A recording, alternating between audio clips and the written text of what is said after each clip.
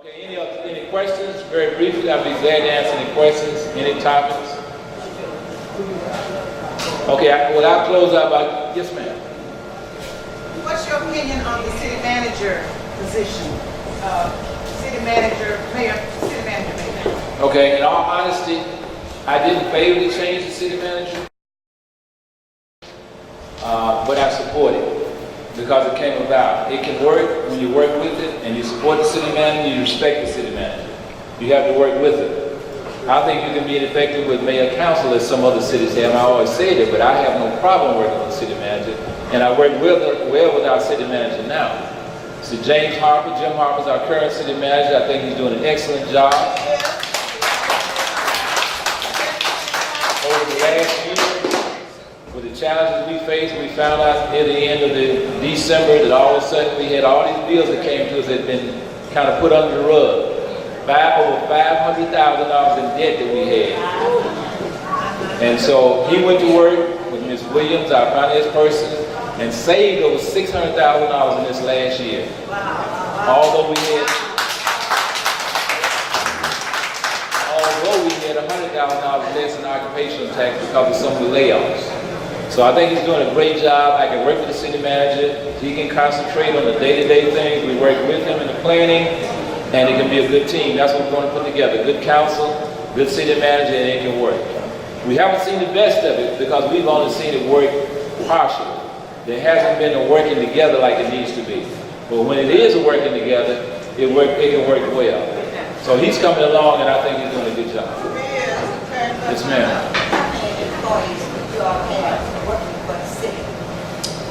When I came in 2012, we had right at 100. I think it was 99. We have about 124.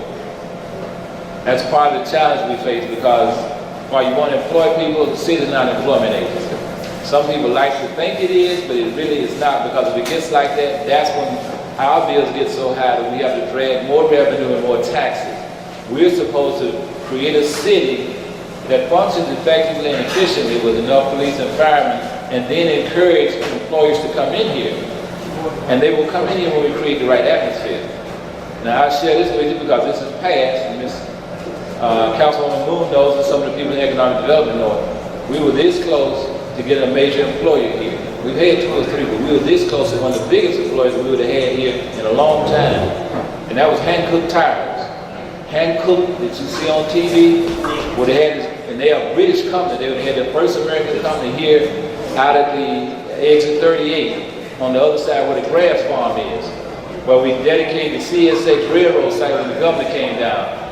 Tuskegee was in the last 2 cities in the decision-making process. The state of Alabama was working with us. We couldn't say anything about it, but I think it was Tennessee or Mississippi. They put in a little more at the last minute to boost it on over, and they pulled it away from us. But our Economic Development Authority is constantly working on things like that. They are in our office at the CDC, Tuskegee-Macon County Community Development Corporation. So we see the foreign people that come in there. They come in, they close the door. We've had people from Germany in there, people from Birmingham will pop up, people from Atlanta. We had some people from Korea the other day. We just can't say anything about it. So we're this close to getting people here. But we've got to show that we're a community ready to do that. We have some people who came the other day. They had been here a year ago talking about doing a major farming operation here that would deal with organic farming. We're trying to get incentives together with them, with the university, with Auburn University, because this would be huge in the Southeast. You don't have it here. Number one thing that the man asked about, what about the workforce? And they're talking about all kinds of jobs. They just want to know that they got people who want to work, who can work, and who can be supervisors, who can do the IT, because they're going to have a high-tech operation. It's going to be farming. It's going to be a higher level farming, but it will require a good workforce. So that's what they're interested in. And then they want to know, are we going to set the right atmosphere where they can be there? Fortunately, they're trying to get enough acreage right on the edge of the city so we can annex it and it'll be part of the city of Tuskegee. It won't be outside of the city, which will benefit us and benefit them because we can get the services and we'll also get the revenue from the taxes. That'll be a big boost for our community. So you've got a number of people looking at us, and it's just a matter of us pulling it on over the hump, so to speak, making that last link. But we've got to present ourselves right, and we got to show them we have a positive future. We've already started that, so we're going to get there and we're going to make it happen. Yes, sir. Okay. Well, I work in Auburn. I have an Arcal Automotive. That's a subsidiary of Mercedes-Benz. We do parts for GM. And a lot of people from Tuskegee work there. I work at other plants. Tuskegee is employed everywhere, all over Auburn, all over Montgomery. There's no doubt we have a powerful workforce that's just not working here in Tuskegee. So if anybody got any question about whether we have people smart enough to run a plant, trust me, I've been in management, but it's just not here in Tuskegee. We got a lot of people that have skills, just not here. Right. So if anybody want to open up a plant, I'm telling you, people want to work in Tuskegee. I would gladly come back and work in this town. Never have worked in Tuskegee before. I've been here all my life, never did leave, but I work out of town most of the time because that's where the high-paying jobs are. But we do want to work in Tuskegee. We do have skills, and we will come back and work. So if anybody ask you a question about, hey, do we have skilled workers? Yes, we do. They want to come home and work. Thank you. That's an example of what I'm talking about. And he was calling, and I was probably calling because see, when the guy asked me, he's trying to put together a partnership with the city, CDC, the Economic Development Authority, a lot of entities here. And that was a question he asked me on the side. We weren't even in the formal meeting. He said, what about the workforce? And I had to tell him that there are people who will work. When they had that job fair last year at the complex, I was on the way to work, and I was going early that morning, about 7:30, 7:25. And when I looked at it, I said, what's going on there? I'm thinking to myself, what's going on? I couldn't figure it out, so I got to turn around and come back and see what's going on. So about an hour later, I called them to see what was going on. They said, it's a job fair today. The line was out the front door of the complex, across the parking lot, out into the parking lot, waiting to get in, and it was 7:30 in the morning. And when I told the man that, he said, that's all I want. That's the kind of thing I need to know. He said, because when I can bring this business here, I'm getting investors to put into this business. I need to know it's going to be successful. And so that's what we're trying to show people. We have people here who have always done, and there are still people here who want to do it. Because part of the reason they're coming here is because of our history. They know what Tuskegee has developed in the past. They know what we were. They come in, they look around, they get a little nervous. And what we have to do is assure them is that we're going forward. We're not going backwards. We're not standing still. We're going to build on what the past was. We can't live on our history. We now have to further that history. That's our part. Everybody else did all that. Dr. Booker T. Washington, George Washington Carver, we can keep calling them name after name, Tuskegee Airmen. They did what they had to do. We need to do what we need to do. And then it'll go forward. If you could speak to the situation involving the coming of a medical facility or medical hospital. There are many citizens who believe that the city council is in the process of having a first-class medical facility built in Tuskegee. And when people have a conversation in my presence, I would like to be able to share with them what reality is. That's the first question. The second one, if you could speak some about what is going on with the lawsuit involving the 5% tax on utilities, where that is. And I'm interested in knowing what the city council's position is, what the city council's understanding of what the issues are. And again, that's so, because there's a lot of conversation going on in this community. And people need to know what the truth is. Okay. Is this too loud? Okay, then the first question, medical facility. Can I say one word? You just said, and remember this, like-minded. People who are like-minded. If you know people who want to serve with Tony and they want to see this city move forward, please grab them, ask them to run. People who are like-minded, there is nothing the city council or the mayor pro tem can do by themselves, and you know this. So please think about like-minded people who want to move this city forward.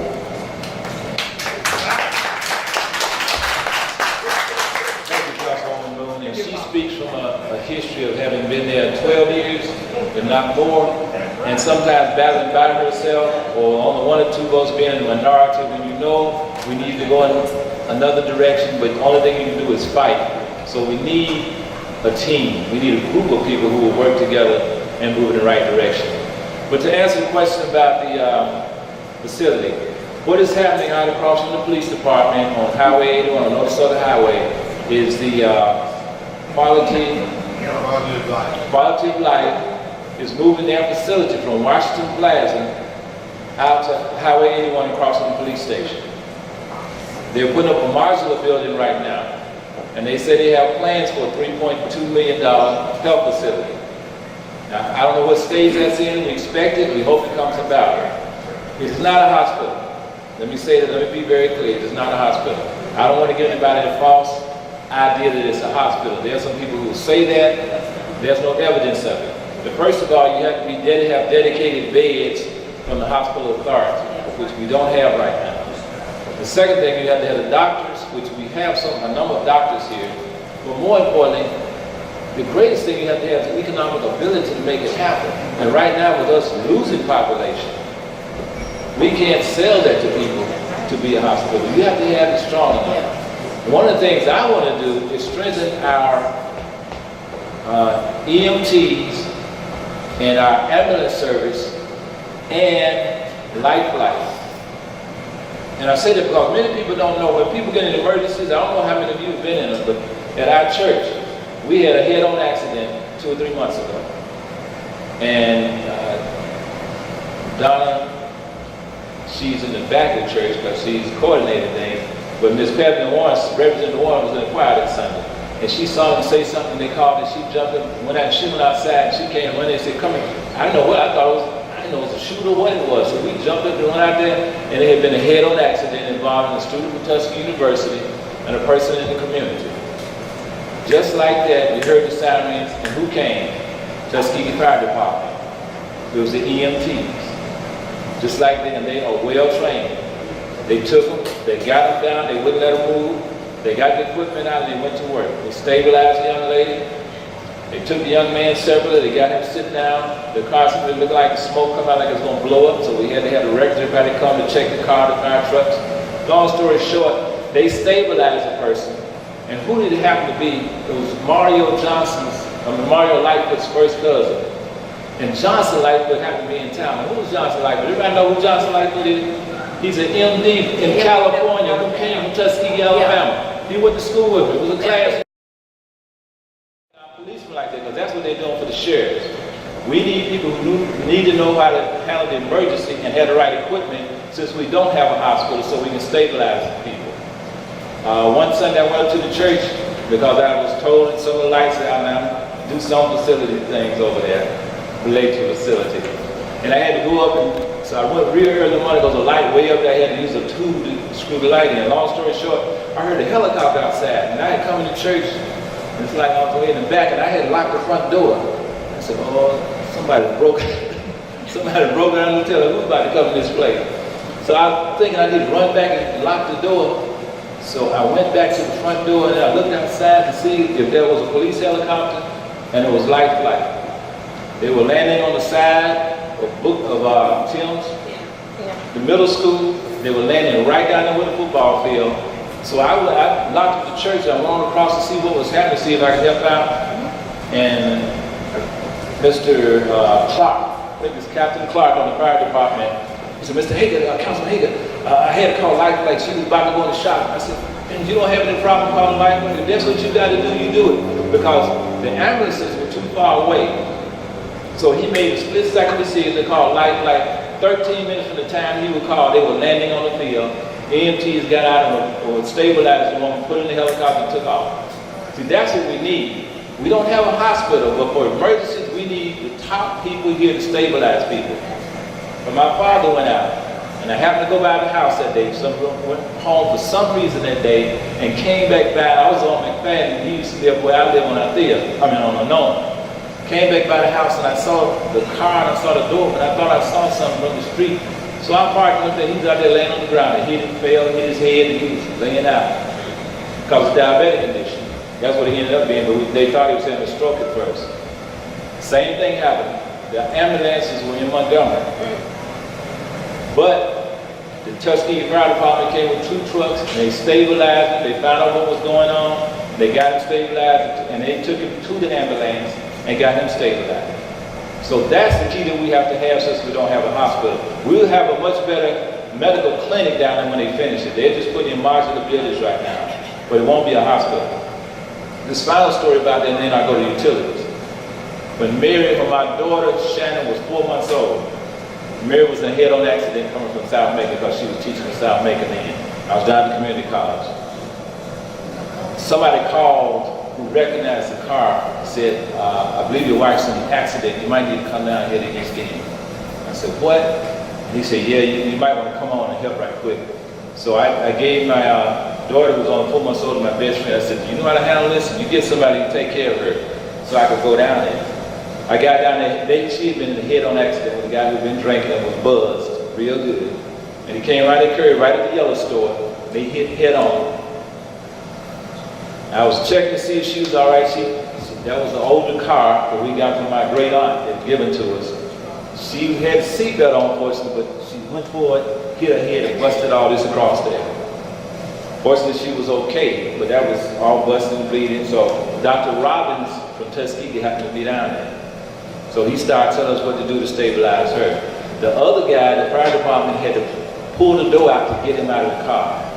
And they had to call an ambulance. The only thing they could do because it was so bad, they called Life Flight. They landed right in the middle of Main Street where the yellow store is. Landed the helicopters, they came down, they had to turn it sideways and landed right in the middle of the street. Picked him up and took him to Montgomery. That's what we've got to strengthen. We want a good medical facility, and we want to strengthen the one over here at the Reed Center. You got some top doctors over there a lot of people don't realize. Those are doctors from Opelika. Dr. Williams, when I went to it, when they thought something was wrong with my heart, found out I was in good condition, told me I need to get some more sleep. Dr. Williams gave me every kind of test I could take up there in Opelika, and I was impressed with his offices up there, but that's who's over here in the clinic right here. And several other doctors, like the Taylor brothers, who I played ball with in school, who are top doctors, orthopedic, and the other one's dermatologists. And he comes out, one was coming out of Florida, the other out of Montgomery. You got some top doctors over there. So we have Dr. Hooks, and then you got Dr. Tuck, and now you have Dr. Maxwell, who we helped bring back to the community, one of our own, who's leading the program at UAB. And we help bring her back to this community. So we got some good doctors here, we just have to improve that. So that's what our medical situation is. We hope to get to where we'll have a facility. But the reality of it is, when I was talking to a doctor at the 75th anniversary of Tuskegee Airmen about a month ago, he said that hospitals aren't going to small communities anymore unless we have some way to supplement it. The only reason Tallahassee has a hospital is because all those industries over there, they give so much to the hospital to keep it open. And if you've ever been over in Tallahassee, we were over there because when we had Southern Community College, our nurses did their clinical over there. They've never had more than 2 floors open. They got 3 floors in Tallahassee Hospital. One of those floors has always been a storage because they can't afford to open the 3rd floor. And they had intended to have, what is the delivery called? Obstetrics? OB. They couldn't do it because of the cost. So that's why they don't have it. So the idea of a hospital is difficult to get to. We'd like to have it, but we can have some of the top medical people here and the top emergency facilities. Hopefully we'll get, as we grow, we'll grow back to the position where we can have a hospital. Now on the current case, the judge is in the judge's hands now. They have made, the plaintiffs have made their case. We responded to it. As you saw in the paper, they asked for $5.4 million. And will likely be appealed if it can be appealed. They said before an appeal they want a superseded bond, which could go to $6.7 million if not more. So it just depends on what the judge says right now. We have to wait on that. But the thing that we have to do, and I've been talking with Councilwoman Moon, haven't talked much with the others because I have to catch up with them. It's kind of hard to do sometimes, but we're trying to get to them. Because when a decision is made by the judge, we got to do something immediately. Because it doesn't look real good going in. That decision says that The 5% shouldn't have been more than 3%. That's what they say. And then they say that it shouldn't have been on the individual bill, which we understand. So even if it's taken off, the judge can say we can't collect it at all. But if it's collected, it will be put in escrow. That doesn't help the citizen because it doesn't come off. It doesn't help the city because we're not getting 3% at all. We're not getting 5%. We're not getting 3%. We're not getting anything. It doesn't help the utilities board because they still got to collect it. So we have to wait and see what he says. As far as the supersedence bond, that's if it's appealed and we go further in the court, which would be more court costs, more money, more interest. We don't know, but we're going to have to make some hard decisions. So I've got to hopefully talk to Councilman Lee soon. Hopefully talk to Councilman Whitehead and Mayor Ford. But we got to make some decisions that make sense. And as you get more information about it, you'll understand what I'm saying. But we shouldn't have gotten to a point where we're facing a potential $6.7 million bond. Okay, if that's what it takes to appeal it, where do we get $670,000 cash to put up before the bond if they say it has to be cash from? So those things we're facing. So we don't know right now. We're kind of in between, but we do know that the judge will make a decision, then we've got to make a decision. And hopefully when the decision is made, we have enough time to consider some alternatives.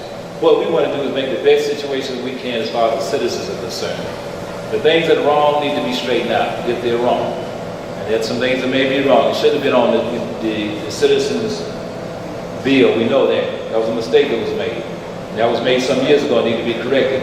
We tried to correct it, we can't get the votes. That's what Councilwoman Moon was saying. When you can't get the votes, you can't move. Although we brought it up a couple of times, we can't get the votes to move it. The second thing is, they're still trying to say that 5% was allowable. The judge said it's not allowable according to what he has. We won't know until the judge rules. But even not, we try to say, well, let's go back to 3% in the meantime so we can have the 3% and we won't be battling the judge on the 5%. We couldn't get the votes to do that. So we're just kind of in limbo right now. But I don't think it'll be more than 2 weeks to 3 weeks before we finally know. I don't think it's going to be a long period of time. He gave the plaintiffs 7 days to give them what they were requesting. He gave us 7 days to respond. And all that was done last week. So right now, we're just in a holding pattern. So I just ask that, you consider it, think what you would suggest, and pray because it doesn't help anybody. A lot of people talk about we want the money. To be honest, and I'm not just saying this because we're in this situation, it's not going to be a lot of money to people. The lawyers get most of the money, just like in most class action suits, they'll give out somebody, $50, $100 like that.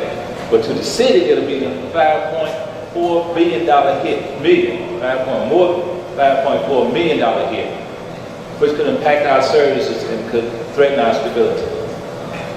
So that's kind of where that is right now. Doesn't they go to court next Monday? Because they was asking us at the last meeting, everybody should be there at 9 o'clock in the morning.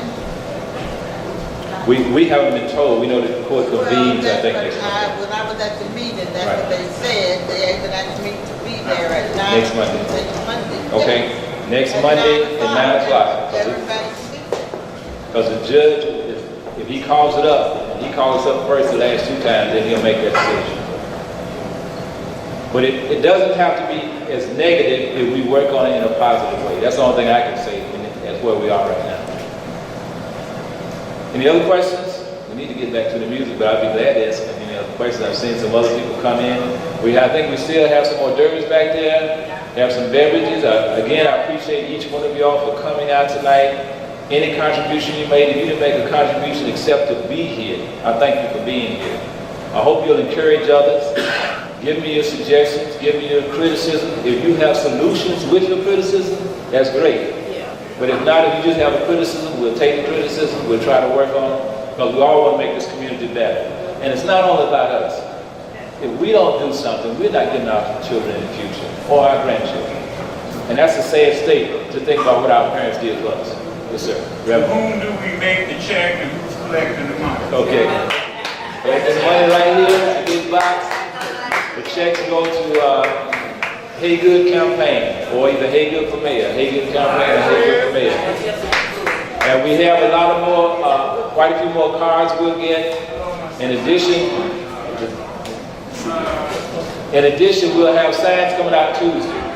We got delayed with the signs, but we will have signs coming out Tuesday. Okay. And the first we're going to order some more t-shirts. So you want I'm not Bill, but I wanted to say one more thing.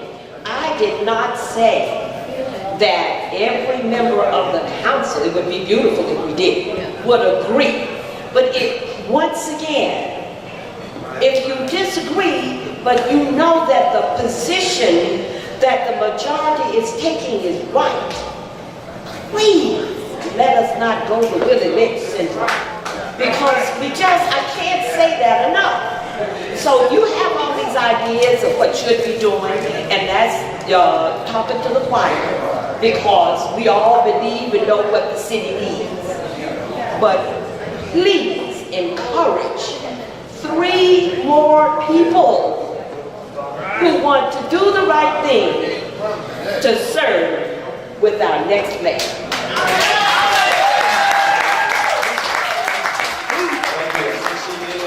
once again recognize the other candidates who are here this evening, or anybody else who wants to be, who might have been moved, we'll ask you to stand as well. Ms. Good, Mr. Northwood, Utility Board, place 1.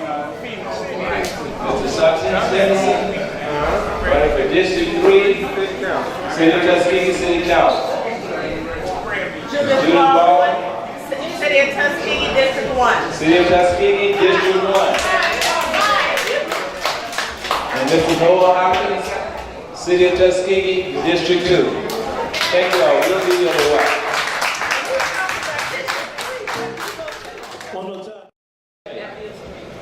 Out there street. That's right. That's Johnson Lightfoot from California. He happened to be in town. He came over after Mario called him, and he looked at it. He said, "Man, y'all done the job. You just put him on the ambulance and take him home."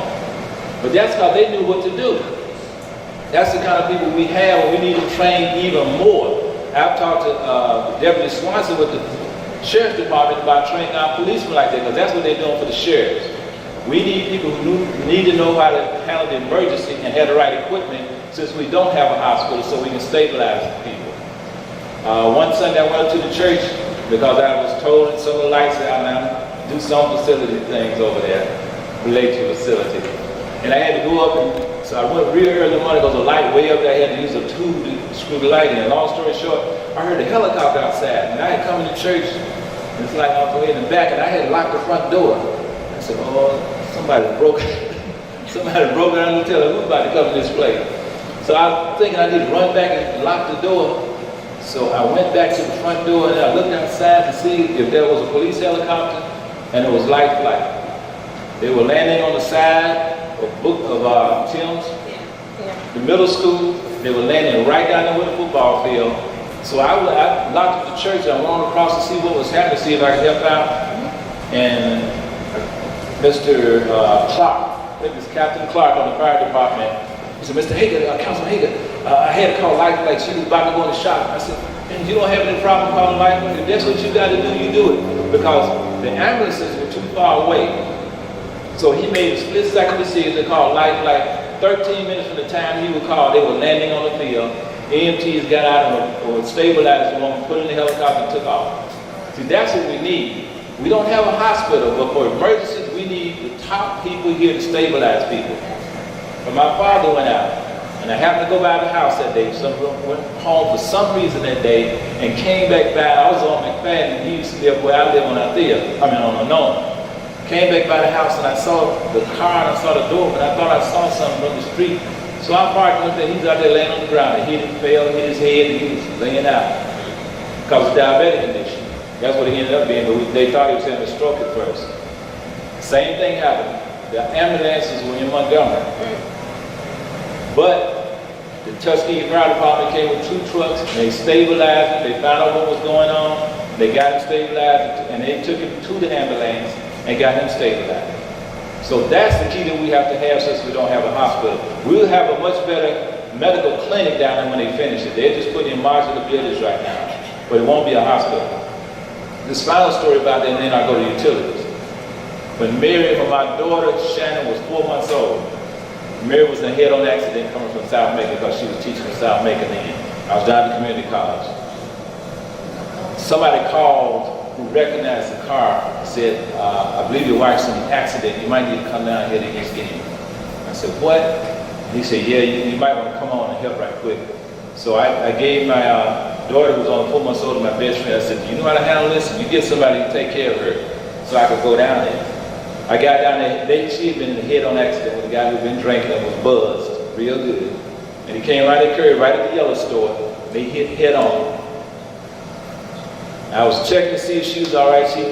That was an older car that we got from my great aunt that given to us.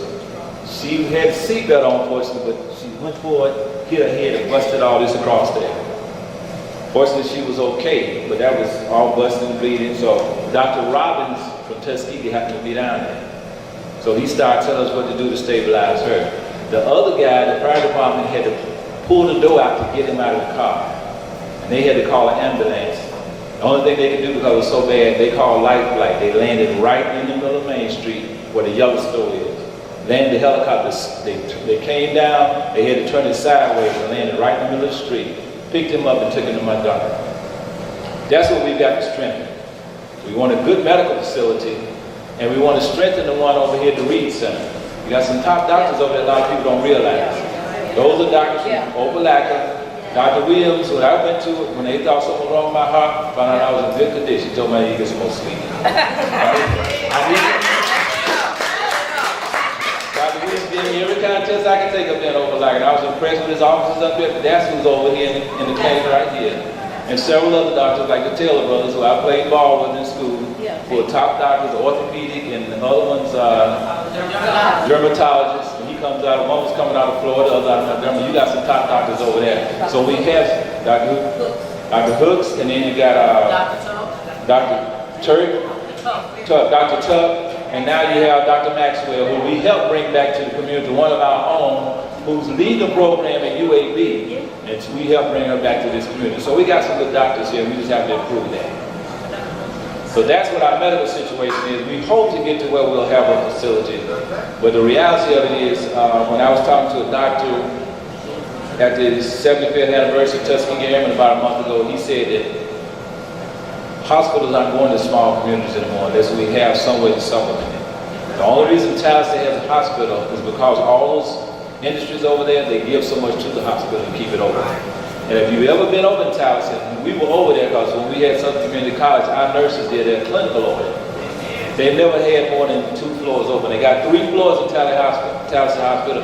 One of those floors has always been a storage because they can't afford to open the 3rd floor. And they had intended to have, what is the delivery called? Obstetrics? OB. They couldn't do it because of the cost. So that's why they don't have it. So the idea of a hospital is difficult to get to. We'd like to have it, but we can have some of the top medical people here and the top emergency facilities. Hopefully we'll get, as we grow, we'll grow back to the position where we can have a hospital. Now on the current case, the judge, it's in the judge's hands now. They have made, the plaintiffs have made their case. We responded to it. As you saw in the paper, they asked for $5.4 million.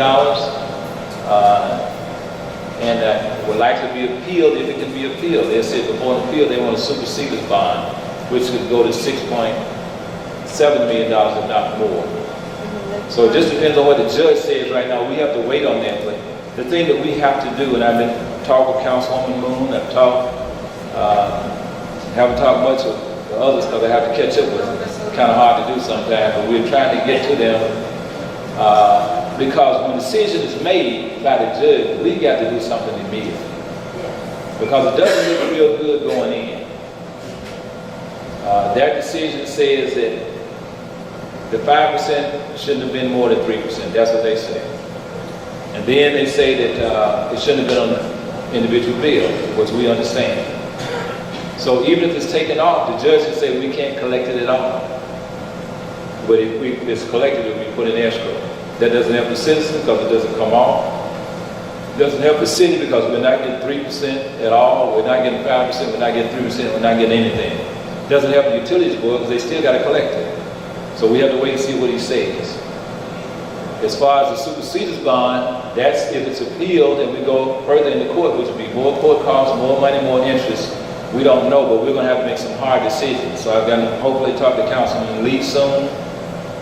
Hopefully talk to Councilman Whitehead and Mayor Ford. But we got to make some decisions that make sense. And as you get more information about it, you'll understand what I'm saying. But we shouldn't have gotten to a point where we're facing a potential $6.7 million bond. Okay, if that's what it takes to appeal it, where do we get $670,000 cash to put up before the bond if they say it has to be cash fund? So those things we're facing. So we don't know right now. We're kind of in between, but we do know that the judge will make a decision, then we've got to make a decision. And hopefully when the decision is made, we have enough time to consider some alternatives. What we want to do is make the best situation we can as far as the citizens are concerned. The things that are wrong need to be straightened out if they're wrong. And there's some things that may be wrong. It shouldn't have been on the citizens' bill. We know that. That was a mistake that was made. That was made some years ago and need to be corrected. We tried to correct it, we can't get the votes. That's what Councilwoman Moon was saying. When you can't get the votes, you can't move. Although we brought it up a couple of times, we can't get the votes to move it. The second thing is, they're still trying to say that 5% was allowable. The judge said it's not allowable according to what he has.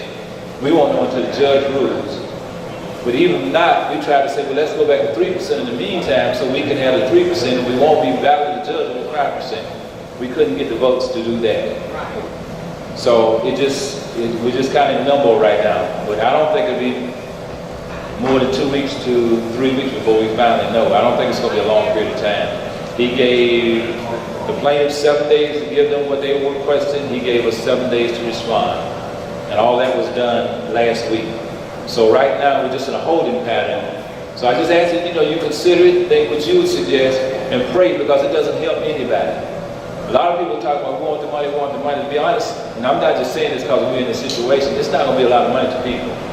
The lawyers get most of the money, just like in most class action suits, they'll give out somebody, $50, $100 like that. But to the city, it'll be a $5.4 billion hit, $5.4 million hit, which could impact our services and could threaten our stability. So that's kind of where that is right now. Doesn't they go to court next Monday? Because they was asking us at the last meeting, everybody to be there at 9 o'clock in the morning.